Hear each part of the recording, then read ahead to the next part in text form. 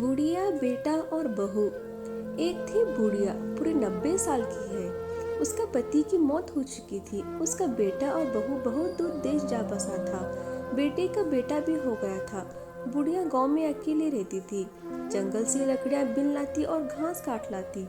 घास गाय को खिलाती, दूध देती और लकड़ियां जलाकर रोटियां सेकती। सुबह जंगल जाती, घास काटती और लकड़ियां बीनती। एक दिन उसने ज़रूरत से ज़्यादा घास काट ली। घास का गट्टा जब उठाने लगी तो गट्टा उठा ही नहीं।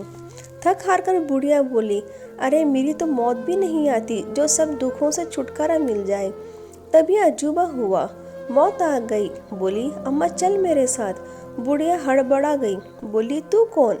मौत बोली, अरे मैं तो तेरी मौत जिसने तू बुला रही थी। चल मेरे साथ। बुढ़िया बोली, अरे बेटा मैं तो ये घास का गट्टा उठाने के लिए बुला रही थी। और बुढ़िया ने झटके से घास का गट्टा उठाया और सर पर रख कर चली गई।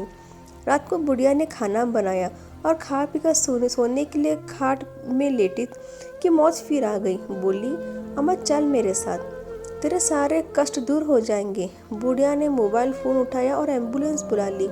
बोली, अभी बीमार हूँ, जब ठीक हो जाऊंगी तब चलूंगी। 2-4 दिन बाद बुढ़िया अस्पताल से लौट आई तो एक रात फिर मौत आ धमकी। अम्मा अब तो चल मेरे साथ। बुढ़िया बोली, नहीं बेटा, अभी तो मेरा बेटा, बहू और पोता विदेश से आना है। जब उनसे मिल लूँ तब चलूँगी। कुछ दिन बाद बुढ़िया का बेटा, बहू और पोता विदेश से गाँव आ गए। बुढ़िया बहुत खुश थी। कई दिन हंसी खुशी से बीत गए। तभी एक रात फिर मौत आ खड़ी हुई। अम्मा अब तो तुमने सारे दुख सुख देख लिए, अब चल मेरे साथ। बेटे ने अपनी माँ से पूछा, ये कौन है?